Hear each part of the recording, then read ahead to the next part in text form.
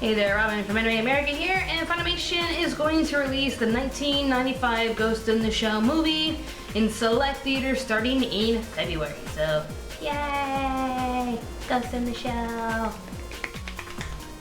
Funimation and Lionsgate to screen 1995 Ghost in the Shell anime film in US theaters starting in February. So Funimation announced on Monday it is partnering with Lionsgate to screen Mamoru Oishii's Ghost in the Shell anime film in theaters in the United States on February 7th and the 8th. The February 7th screening will have the original Japanese audio with English subtitles, while the February 8th screening will have the English dub. Tickets for 110 theaters available via Funimation's website. To all my Florida peeps, I'm gonna see if it's gonna be not found. Screw you, Australian servers. That or Anime News Network screwed up, but we'll leave the article down below and you can research if Ghost in the Shell is going to be hitting up in your theaters. I was only trying to look it up for my Florida friends. Hi Brad, hi Megan, hi Ellie, everybody back at home. Hi Kenny, Amanda, everybody I left behind. But whenever it came to special screenings for certain movies, Orlando would rarely get any of them. I think with the One Piece movie that just aired, Orlando got lucky. In Disney Springs AMC Theater number 24, I memorized that number because I went there often, but they were able to showcase the One Piece movie in their theater, and from what I heard it did really well. But a lot of times, a lot of obscure Japanese films don't really show in Orlando. You either need to go to Tampa, Miami, or even to Gainesville, where I went to go watch Song of the Sea. That was a fun field trip. Remember that, Brad? Remember Song of the Sea? Remember Song of the Sea? But I think like this could help the audience when the live-action Ghost in the Shell movie will be released in March of 2017.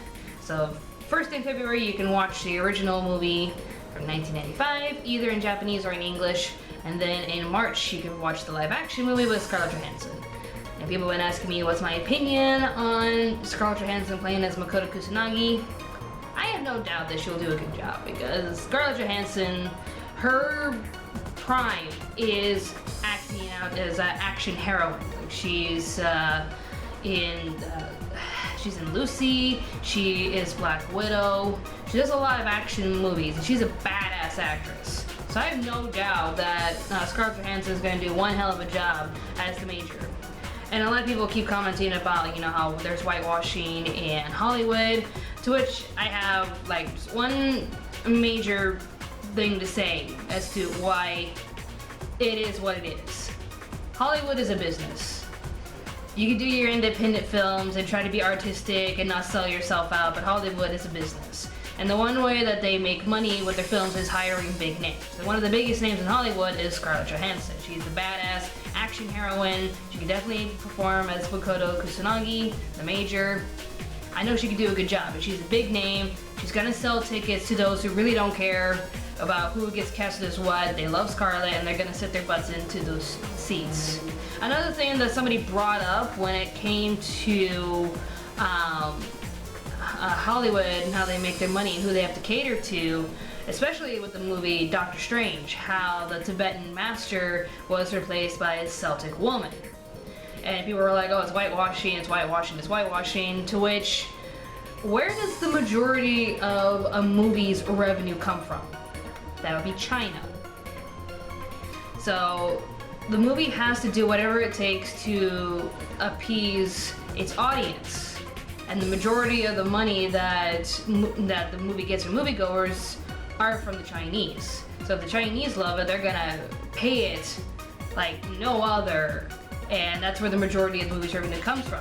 World of Warcraft, for example, did not do well in America or a lot of other countries because the word got out that it was okay. I loved it. My husband is a huge fan of that movie, but some people are like trying so hard to compare it to Lord of the Rings, which was not fair. It's its own thing.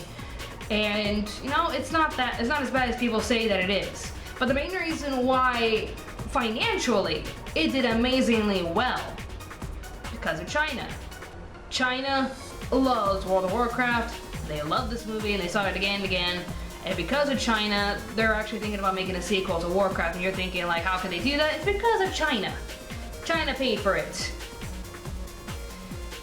And back to the Doctor Strange thing, the main reason why the Celtic teacher replaced the Tibetan teacher, well, China's not too happy with Tibet right now. So if they knew the source material and knew that the teacher was Tibetan, then the movie would not get all that revenue. So Doctor Strange would have flopped if the teacher was Tibetan, because China is kind of on the edge with Tibet right now. So they have to make changes to try to appease to the major audience, which is the Chinese. And another big example is Ghostbusters.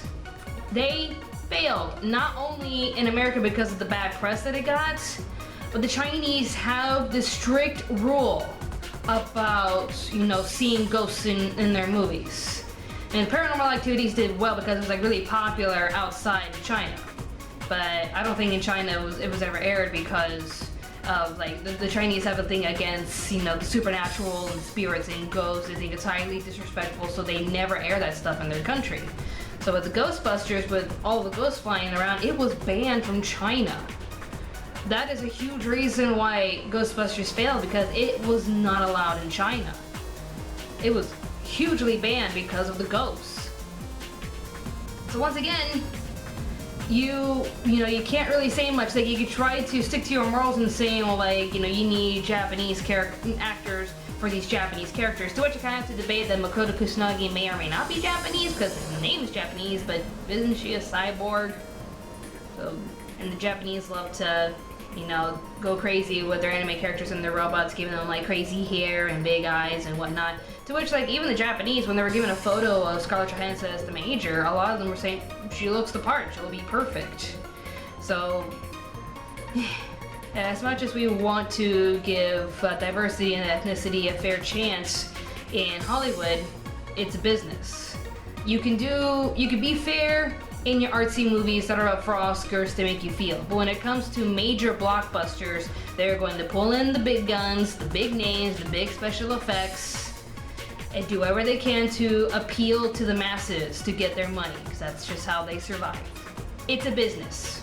You can be artistic if you want an Oscar, and be, diverse as heck as you want with the Oscars. But when it comes to making money for the studio, big names, big special effects, big titles. And so we're getting a lot of sequels this year. Cashing in on nostalgia. Welcome to Hollywood. Let me know what you think of Ghost in the Shell. Tell me if you want to watch this movie in theaters coming February 7th and 8th. Let me know if you are going to be watching the live action movie. I, for one, will be watching it, and probably I'll watch Ghost in the Shell and then watch the live action movie and do a little compare and contrast coming up in March. Thank you guys so much for watching.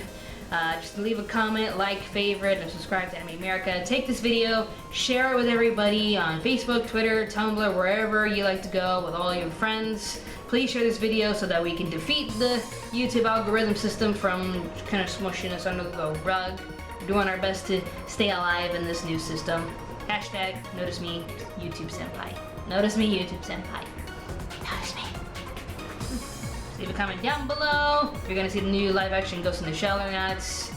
More awesome videos will be on the way. Stay tuned, Anime America. Bye bye.